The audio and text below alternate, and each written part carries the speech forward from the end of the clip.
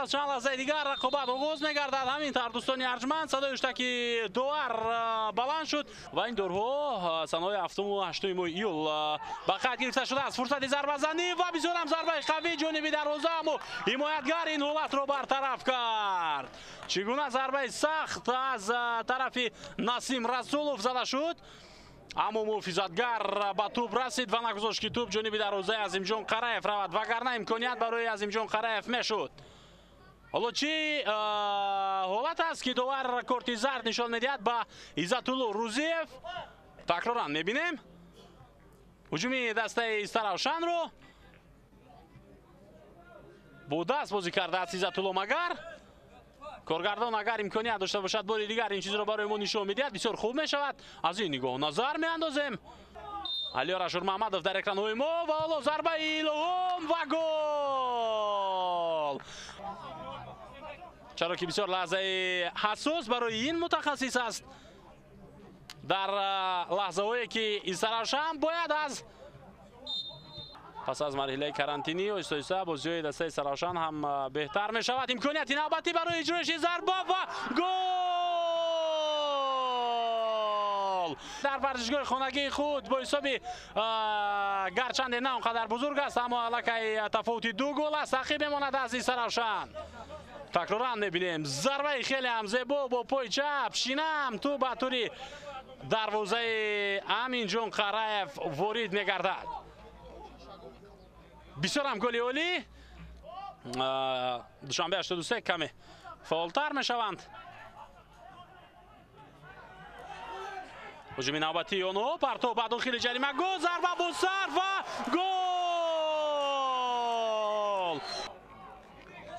تکرارا میبینیم که اینجا حمایتگر استراوشن اشتباه کرد. ادریس امینو پاس داد به داخل جریمه گل. از این موقع کم حملهگرانی هستند که با زدن ضربه راست جانبی دروازه دست مییابند. این ادریس امینو نه بلکه لیگنر دیگر ادوهان گولنس است.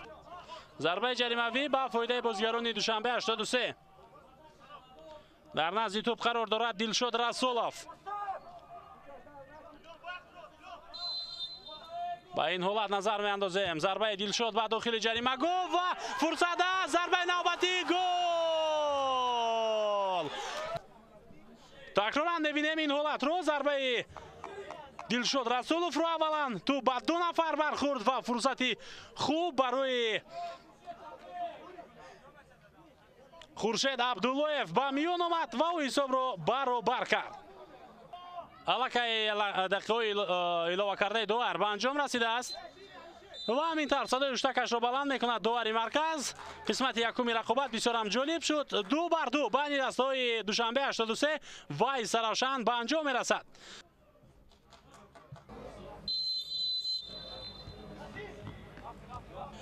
دوستان عزیز با قسمت دومی رقابت دسته‌های دوشنبه 83 و استراوشن برمیگردیم. سروانی دسته میتواند ضربه زند. همچنین بازیگر دیگر بختیار زاکیرов. 2 نفر در نزد توپ هستند. ضربه در اجرای ایلهام باروتوف. فوتبالبازان استراوشن با توپ قرار دارند. زوفرجان پس میدهد به مرکز. هجوم نوبتی دسته استراوشن را میبینیم میتواند این حمله خوفناک باشد. ایلهام باروتوف هجوم دستش را ادامه میدهد. پس او با بختیار عبدالرحمانov برگه زرد دوم است برای دل امام نظرов و فوتبالبازان دوشنبه 83 1 نفر کمتر بازی را مجبورند که ادامه بدهند. هجوم دسته دوشنبه 83 پرتو به داخل جریمه گل ضربه با سر و گل. الچی بک رشید بکوف. ببینید چی طور این حمله ادامه یافت. خورشید عبداللهیف از کنار ضربه زد و الچی بک رشید بکوف توپ را با سر وارد توری دروازه شهزاد شمس‌الدینov نمود. در هجوم قرار دارند بازیگران استراوشن. ضربه با سر و گل و حساب 3-3 می شود. تکرارا میبینیم پاسی انجام داده عبدالرحمن قربانوف رو به مرکز جریمه گل که ایلهام باروتوف ضربه زد با سر. بعد همین پس و تو با توری دروازه عظیمجان قرایف وارد شد. همین صدای اشتکی دوار بلند می شود دوستان ارجمند و بازی با حساب 3-3 جنبه است میگردد. دوشنبه 83 با 11 امتیاز در زینه چهارم و استراوشن با 4 امتیاز اکنون در زینه نهم